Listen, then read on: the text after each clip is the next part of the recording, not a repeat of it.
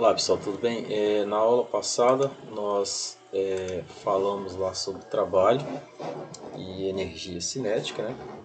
Então, continuando a aula que a gente parou na aula passada, vamos falar de uma outra tipo de energia que também tem uma relação interessante com o trabalho. Mas antes vamos iniciar aqui com um questionamento interessante que no final da aula nós vamos ser capazes de responder esse questionamento aqui. Olha só, imagina só quando uma avalanche de pedra desce a encosta, né, de uma montanha e chega a um vale, o atrito entre as pedras e o solo acaba por imobilizar as pedras.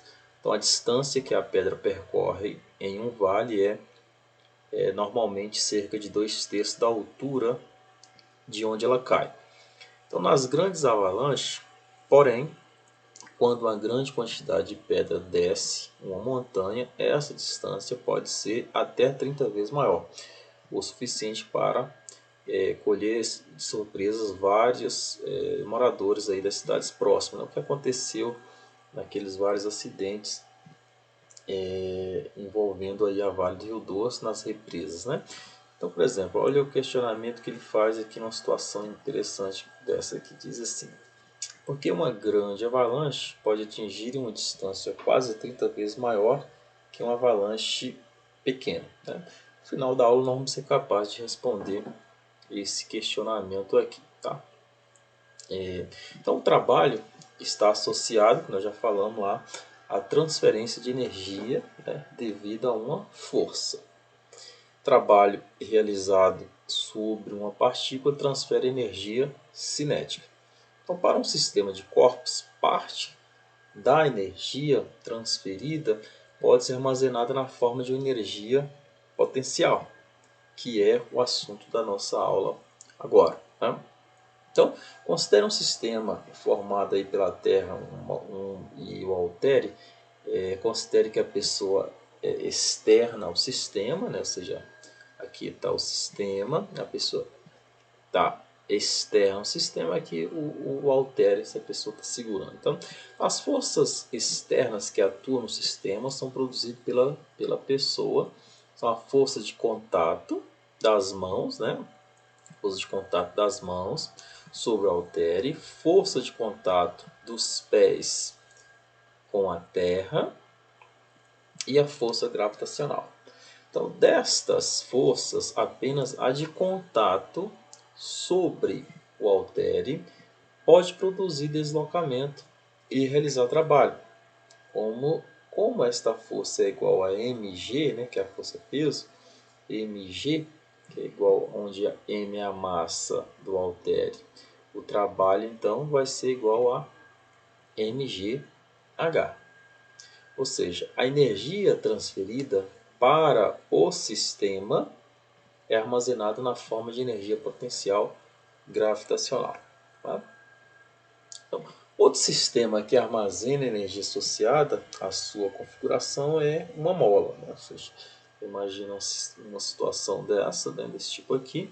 Então, se a mola é comprimida a forças iguais e opostas de F1 e F2, não existe variação de energia cinética. Portanto, o trabalho realizado é armazenado na forma de energia potencial elástica, né?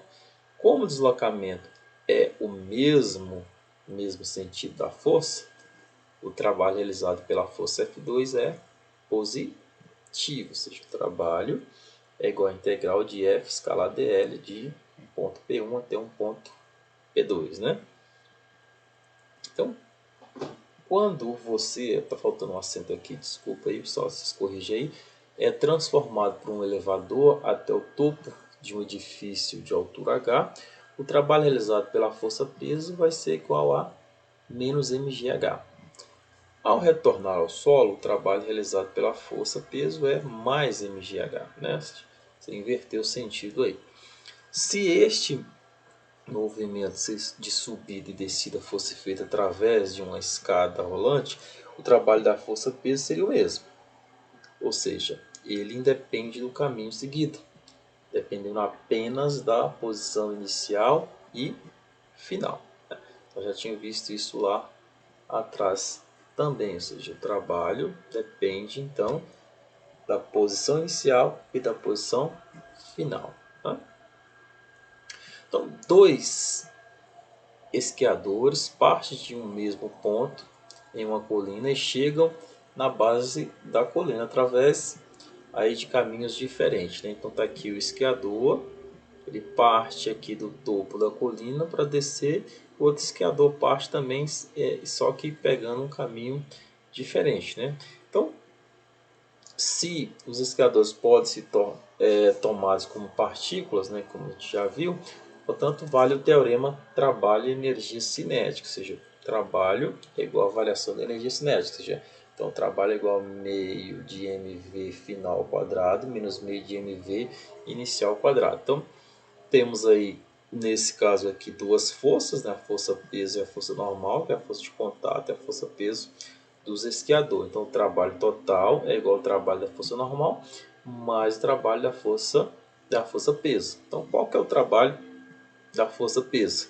O trabalho da força peso é igual a força peso escalar dl, né?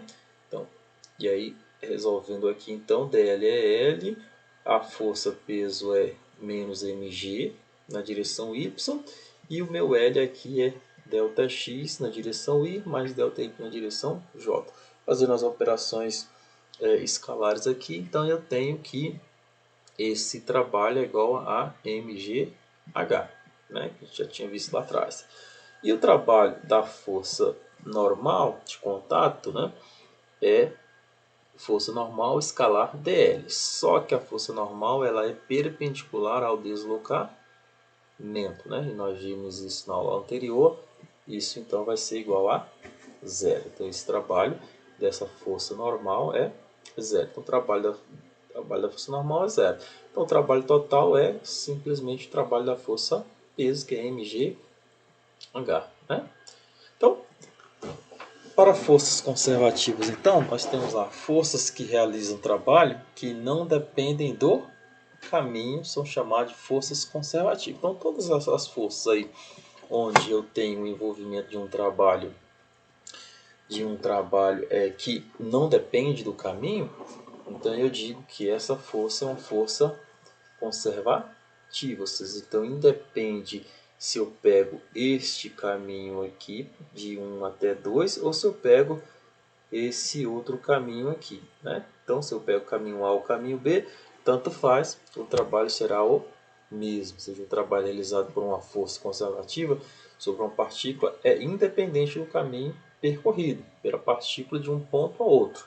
Então, uma força é conservativa se o trabalho que ela realiza sobre essa partícula é zero, né? Quando a partícula percorre qualquer caminho fechado, retornando à posição inicial, ou seja, quando ele faz isso aqui. Então, toda vez que isso acontece, aqui eu tenho um trabalho igual a zero. Por exemplo, imagina só um circuito fechado desse aqui, olha só.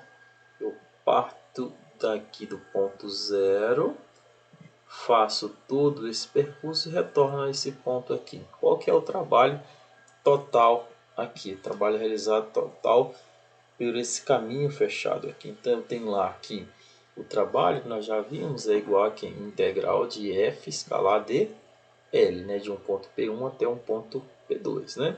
Isso é uma integral de linha, né, sobre o caminho.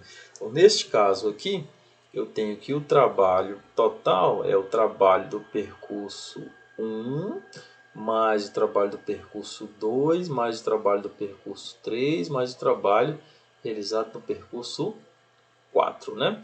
Então eu preciso saber qual que é a força que está atuando aqui, qual é o deslocamento aqui no percurso 1, no 2, no 3 e no 4. Então eu tenho aí que resolver 4 integrais, uma para cada percurso, né? Então tem lá integral 1, que é esse percurso aqui de 0, né, até esse ponto aqui, né? Desse ponto, esse ponto eu estou chamando de C1. Então vai ter f escalar dl1, né, que é o deslocamento dl1, mais integral de f escalar dl2, que é esse percurso aqui, mais f escalar dl3, que é aqui, mais integral de f escalar dl4, que é esse percurso aqui, né?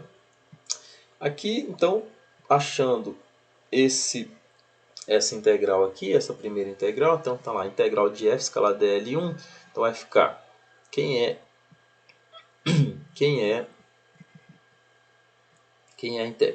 a força aqui? AX na direção Y, né? AX na direção Y, escalar dx na direção Y, que é isso aqui, né? Eu tenho lá, fazendo esse produto escalar aqui, eu tenho que A, que é constante, sai da integral, a integral de x dx, que isso vai dar A de meio x quadrado de 0 a d, então vai ficar que essa integral, a solução é meio de AD ao quadrado, né? Essa integral agora aqui, a segunda integral, que é no percurso 2, eu tenho f escalar dl. F escalar dl, né? Ou seja, o f escalar dl, eu tenho lá ax na direção y, né? Que é a força aqui, escalar dy dj. Olha só, I escalar AJ dá zero, né? São perpendiculares, então essa integral, a resolução dessa integral é zero. Assim acontece com esse percurso 4 aqui também, né? Então aqui dá zero e aqui dá zero, ou seja, essa integral aqui 2 dá zero e a integral 4 também dá zero. E a integral 3, que é esse aqui, vai ser exatamente igual à primeira integral que a gente resolveu, a menos o sinal aqui, né? Que está no sentido contrário, né? Então, fica menos meio de a d ao quadrado. Quando eu somo agora, quando eu substituo aqui, então ficar meio de ad quadrado mais zero menos meio de ad quadrado mais zero, isso dá zero, né? Ou seja, a integral fechada, f escalar dl é igual a zero, né? Ou seja, o trabalho num percurso fechado é igual a zero. Então, esse é o caso da força elástica, né? E de outras forças aí que nós vamos ver mais para frente, ok? Então, o trabalho realizado por uma força conservativa não depende do caminho, mas apenas dos pontos extremos do caminho, ou seja, início e fim. Então, essa propriedade pode ser usada para definir a função energia potencial para uma função conservativa. Então, quando você, mais uma vez, está sem sinal, é o sistema que está danificando os sinais aqui, tá? Então, quando você desce do topo de um edifício, o trabalho realizado pela gravidade diminui a energia potencial do sistema, definindo aí a função energia potencial como U, de forma que o trabalho realizado pela força conservativa é igual à redução da função energia potencial, ou seja, trabalho é igual a integral de F escalar dl de P1 a P2, e isso é igual a menos a variação da energia potencial, ou seja, a variação da energia potencial, que é o 2 menos o 1, é igual a menos integral de F escalar dl, ou seja, du é igual a menos F escalar dl, para um deslocamento infinitesimal, né? Eu tenho que du é igual a menos F escalar dl, né? Ou seja, olha o exemplo aqui da energia potencial gravitacional. Então, para a força gravitacional, temos F igual a menos mg na direção j, né?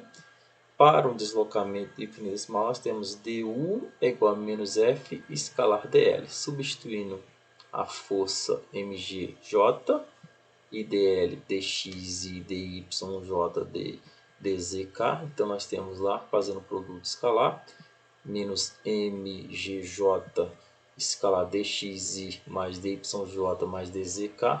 Então, fazendo esse produto escalar, eu tenho que isso vai dar mg dy, né? mg dy. Integrando os dois lados, eu tenho que integral de du de U1 até U2 é igual a integral de mg dy de y1 até y2, ficar então y2 menos y1 é igual a mg y2 menos mg y1. Nas condições de contorno eu tenho que y2 igual a y, y1 igual a y0, U2 igual a mg y e U1 igual ao zero, onde o zero é uma constante arbitrária, né? Então, substituindo aqui, eu tenho que a energia potencial gravitacional próxima à superfície da Terra vai ser igual a U0, ou seja, energia inicial, mais mgy, né? mgy. A energia potencial elástica, olha só, mais uma vez você sem acento aqui. Se você aplica uma força sobre o bloco ao lado e desloca da posição x0 até a posição x1, o trabalho realizado pela mola é negativo, né? Ou seja, se você aplica uma força, puxa ele aqui, então o trabalho realizado é negativo, ou seja, então o trabalho é igual a integral de F escalar dl, de um P inicial até um P final, onde a força é menos kx na direção y, escalar dxy, então isso vai dar menos k integral de x dx, né? Da posição inicial até a posição final. Resolvendo aqui, eu tenho então que trabalho é igual a menos meio de x quadrado de x inicial até um x final, ou seja, isso vai dar menos meio de kx final ao quadrado menos meio de kx inicial ao quadrado. Então, se você permite que o bloco volte à posição inicial, o trabalho da força da mola é positivo. E o trabalho total realizado pelas forças da mola é nulo, né? Então, podemos definir então a energia potencial elástica como sendo um du igual a menos F escalar dl, como um F igual a menos kx na direção I, né? Na direção I. Ou du igual a menos F escalar dl com F igual a menos K na direção I. Então eu tenho que du igual a menos kx na direção I, escalar dx na direção I, isso vai dar o kx dx, né? Integrando dos dois lados, eu tenho que U1 menos U0 igual a meio de kx e 1 ao quadrado menos meio de kx0 ao quadrado, né? Fazendo a condição de contorno x0 igual a 0 na posição de equilíbrio, U0 igual a 0, né? Energia inicial em posição de equilíbrio, x1 igual a x, então eu tenho que U é igual a meio de kx quadrado, né? Ou seja, onde U é uma constante arbitrária, né? Novamente, nesse caso, U0 é igual a 0 para a posição de equilíbrio, né?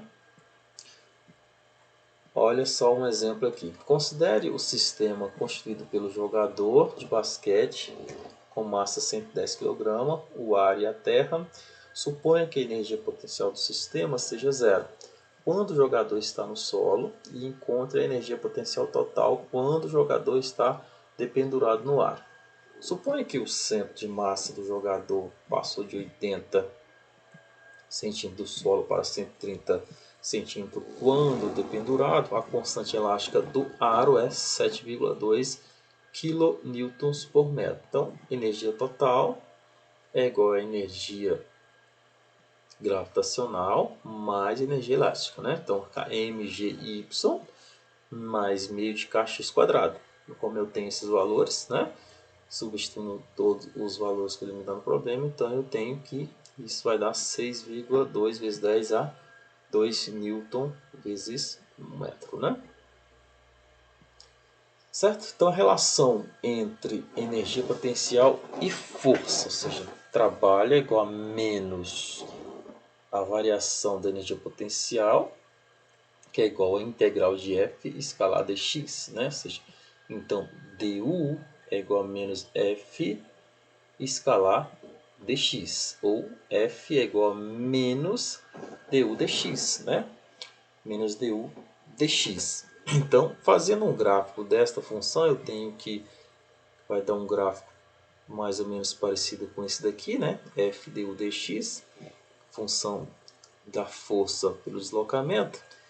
Se eu resolvo a integral e faço o gráfico, eu tenho então um gráfico agora da energia pelo deslocamento, e aí eu tenho algumas posições importantíssimas aqui, né? Que é o que nós chamamos de máximos e mínimos de uma função, certo? Então, que são os pontos de equilíbrio dessas funções, né? Ou seja, quando eu derivo a minha energia potencial em relação ao deslocamento, né, que se me dá força, e quando eu tenho essa força igual a zero, eu tenho as posições de equilíbrio, né? Eu tenho essas minhas posições de equilíbrio. Então eu posso ter posições de equilíbrio três tipos de equilíbrio aí. Eu posso ter a posição de equilíbrio instável, né? Que neste caso são essas posições onde eu tenho energia máxima, né? Você já olha só no gráfico aqui, que são os pontos de máximos, né? Quando minha f de x igual a zero, né? E minha energia, então, ela é máxima, né? Minha energia potencial é máxima. Então, eu tenho esses pontos aqui, né? Que nós chamamos esses pontos de máximos, né? Esses pontos são os pontos de máximos aí, né? Aqueles máximos e mínimos que vocês aprenderam a calcular lá em cálculo 1 mesmo, aqui lá mesmo, tá? E eu tenho esses outros pontos aqui, que são os pontos de mínimo, né? Ou seja, esses pontos de mínimo aqui também é o equilíbrio que nós chamamos de equilíbrio estável. Então, o ponto de máximo são o equilíbrio instável e os pontos mínimos são os pontos de equilíbrio estáveis, né? E esses pontos aqui, ó, olha só, que nem é máximo e nem é mínimo, né? Que são o que nós chamamos de ponto de equilíbrio indiferente, né? São os pontos de mínimo indiferente. Para achar os valores desses pontos, o que eu faço? Deriva a função potencial, né? Igual a zero e resolvo a equação. E eu tenho esses valores aqui de máximos e de mínimo, né? Ok? Tá, vamos aprofundar um pouquinho mais sobre as forças conservativas, né? Olha só, então o que eu disse? Uma força é conservativa quando a sua dependência com o vetor posição r ou com as coordenadas x, y e z da partícula é tal que o trabalho pode ser expresso como a diferença entre os valores de uma quantidade de energia potencial x, y e z, né? Nos pontos iniciais e final. Tá? Eu vou mudar a nomenclatura agora, eu estava chamando a energia potencial de K, eu vou chamar de EP. Então, onde tiver EP agora é energia potencial. Tá? E mais para frente, onde tiver é onde tiver EC é energia cinética, tá? Então, o trabalho realizado por forças conservativas é independente da trajetória. Então, não esqueça isso. O trabalho realizado por forças conservativas é independente da trajetória, ok? Então, só a quantidade de energia potencial x, y, z, né, dependendo do deslocamento, colocando em 3D, é chamada energia potencial e é função das coordenadas das partículas. Então, se a força é uma força conservativa, eu posso escrever então que o trabalho é igual a integral de F escala dr, né? Onde o meu dr aqui é x, y, z, ok? Na posição A até uma posição B. Então eu posso, resolvendo aqui, eu vou ter que isso então é a variação da minha energia potencial, ou seja, energia no ponto A menos energia no ponto B, né, é igual ao meu trabalho, né? É igual ao trabalho. Então a energia potencial é uma função das coordenadas, tal que a diferença entre os seus valores na posição inicial e na posição final é igual ao trabalho realizado sobre uma partícula para movê-la na posição inicial até a posição final, ou seja, trabalho é igual a menos a variação da energia potencial, né? Que é igual a energia potencial inicial menos energia potencial final, ou seja, energia potencial inicial menos energia potencial final, ok? Então, energia potencial, U, que é igual E de P, é igual a mgy mais C, né? Onde C aqui é uma constante arbitrária, né? Como é que a gente faz para achar essa constante arbitrária aqui? Vamos resolver lá na frente, daqui a pouco, através das condições de contorno, né? Então, o trabalho realizado por forças conservativas é independente da trajetória, certo? Então, o trabalho realizado por uma força conservativa em uma curva fechada, de tal forma que o ponto final coincida com o ponto inicial, tem que ser nulo, né? Ou seja, ó, olha só, se eu saio daqui, faço esse percurso e volto para cá, ou seja, o ponto A coincide com o ponto B, então esse trabalho é nulo. Ou seja, por que é nulo? Porque a energia potencial no ponto A vai ser igual à energia potencial no ponto B, né? E o trabalho é a diferença entre a energia no ponto A menos a energia no ponto B. Então isso é zero, né? O trabalho é zero, ou seja, eu tenho que o trabalho é igual à integral da força escalar dr, uma integral fechada, né? Esse símbolo aqui, integral de linha fechada, né? Através de uma curva fechada, isso é igual a zero, né? Isso é igual a zero, ou seja, F escalar dr é igual a menos a derivada da energia potencial, né? Então, o trabalho é igual a integral da força escalar dr, que é igual a menos integral da integral da energia potencial. Ou seja, o trabalho é igual a menos energia potencial em B menos energia potencial em A, que é igual a energia potencial em A menos energia potencial em B, né? A gente viu lá atrás. E esse produto escalar aqui é F escalar dr é igual a F vezes ds vezes o cosseno de θ, né? Ou seja, F é igual a F cosseno de θ é igual a D menos a derivada da energia potencial ds, né? Onde esse menos a derivada da energia potencial ds é a derivada direcional da energia potencial, ou seja, esse ds aqui eu posso substituir pelas direções x, y e z, né? Então, quando um vetor é tal que sua componente em qualquer direção é igual à derivada direcional de uma função daquela direção, o vetor é dito gradiente da função. Assim, dizemos que f é o negativo do gradiente de EP, ou seja, f é menos o gradiente da energia potencial, que é escrita como sendo menos o gradiente da energia potencial, né? Ou seja, quando estamos interessados nas componentes retangulares da força, ao longo dos eixos x, y e z, então f cosseno de θ torna-se f de x, f de y, f de z, e o deslocamento ds fica dx, dy, dz, né? Tal que podemos escrever que f de x é igual à derivada direcional, né, da energia potencial em x, né, a derivada parcial, f de y é menos a derivada parcial da energia potencial na direção y, e f de z é igual a menos a derivada da energia potencial na direção z, ou seja, f igual a gradiente de EP, que é igual a derivada de EP de EP por x na direção x, né? E assim por diante na direção y e na direção z, né? Onde o x, o y e o z são os vetores direcionais, né, que nós temos aí, ok?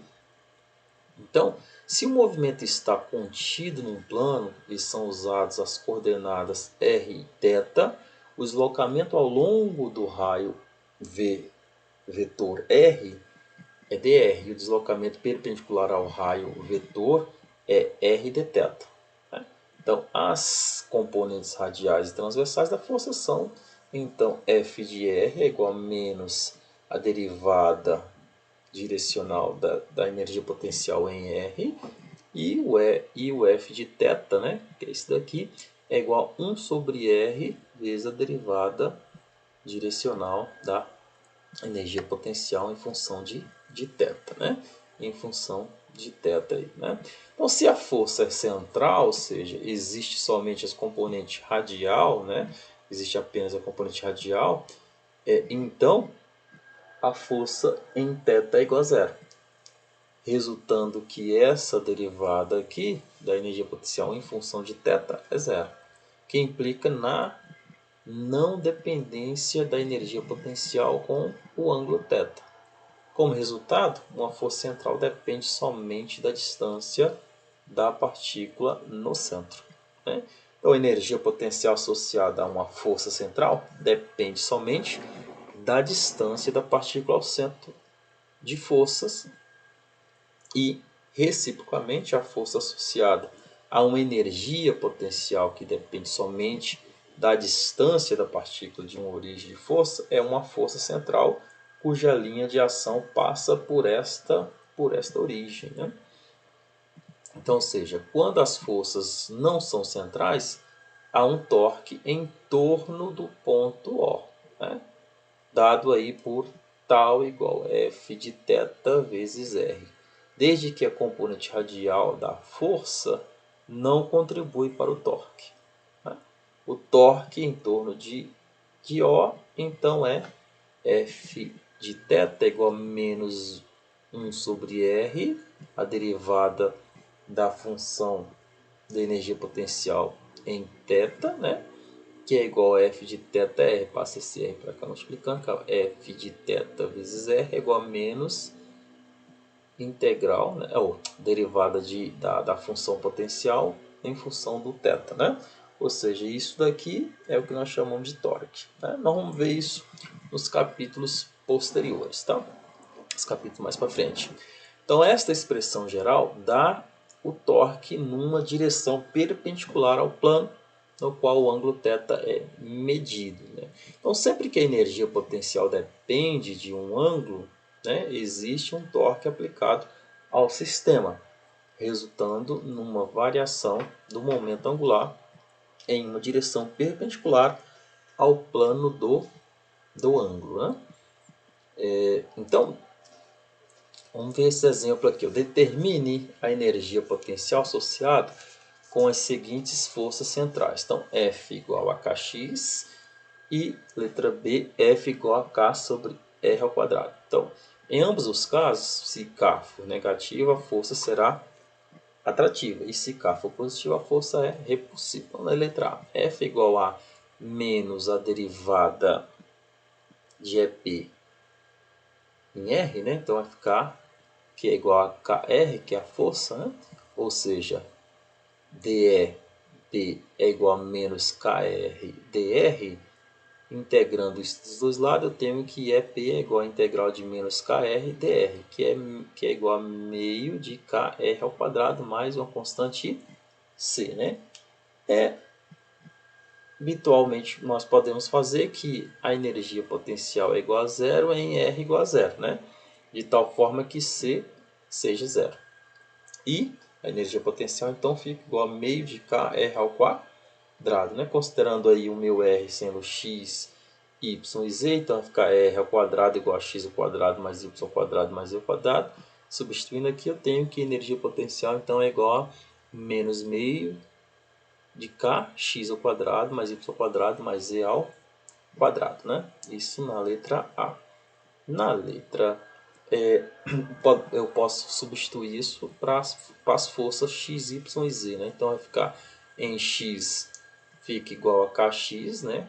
Resolvendo isso aqui, em y fica igual a ky e em z fica igual a kz. Aqui está errado, tá, gente? Aqui é um k e não r. Então em z fica kz também, ou seja, resultando que era o esperado, né?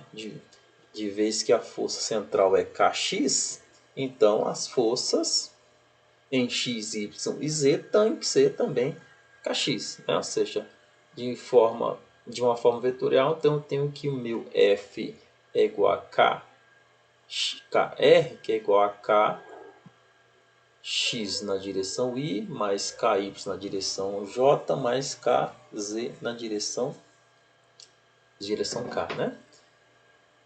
Direção K, ou eu estou chamando de o X, o X, o Y e o Z, né?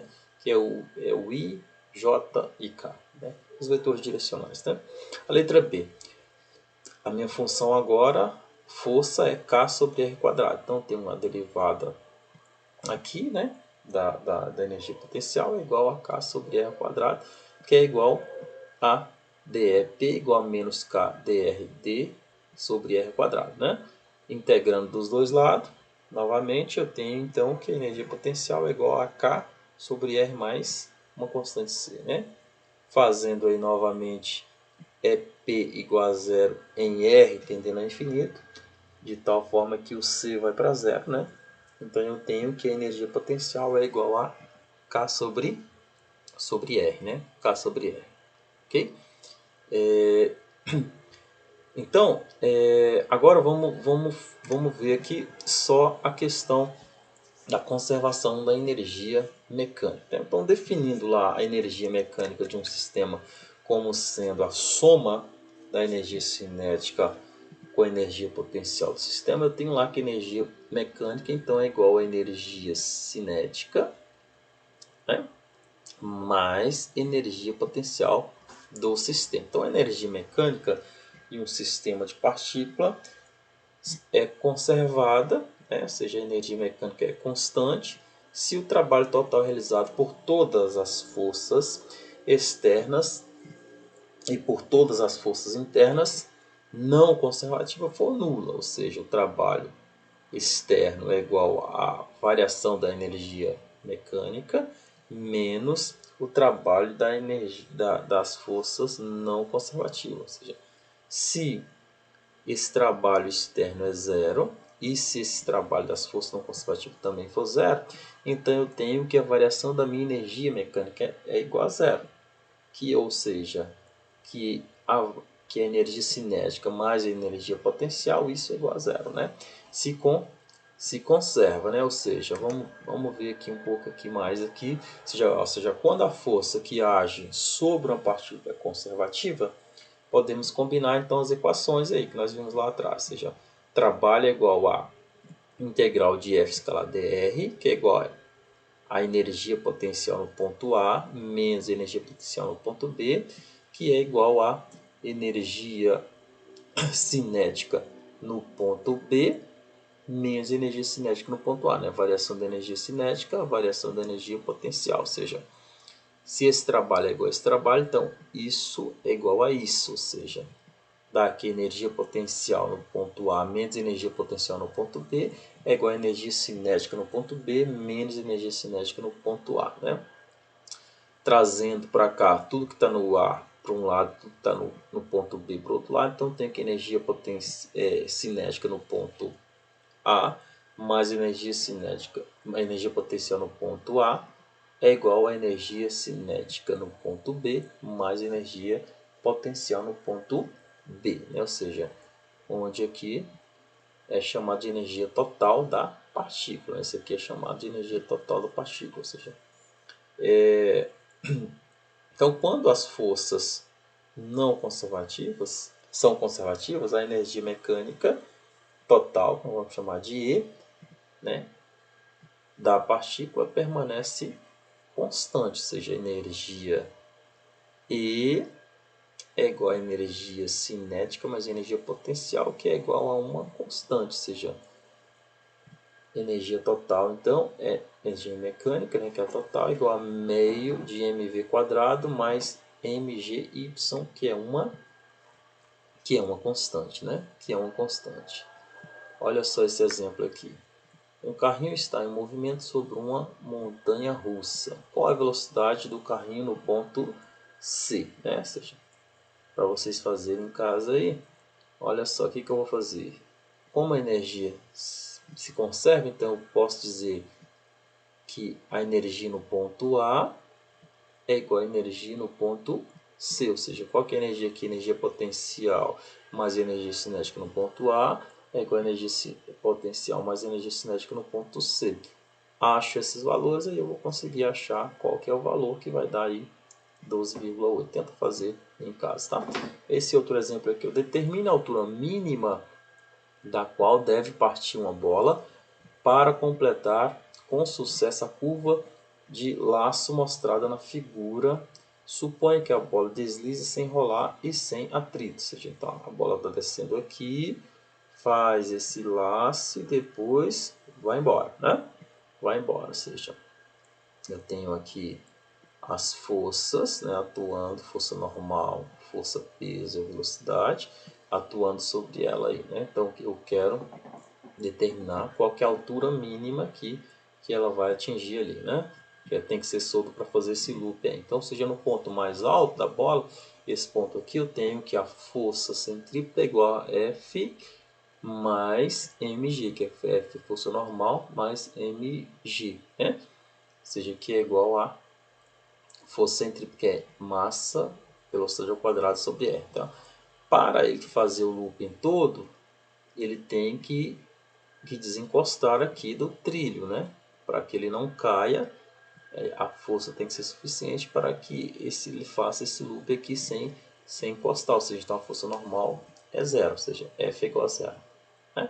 Então aqui eu acho que a velocidade então neste ponto é GR, né? Agora pegando aqui a conservação da energia eu tenho que a energia no ponto A é igual a energia no ponto B, ou seja, então a energia cinética mais energia potencial no ponto A é igual a energia cinética mais energia potencial no ponto B. Então, ou seja, energia cinética no ponto A é igual a zero, porque está parado, né? Energia potencial mgh, que é igual a mv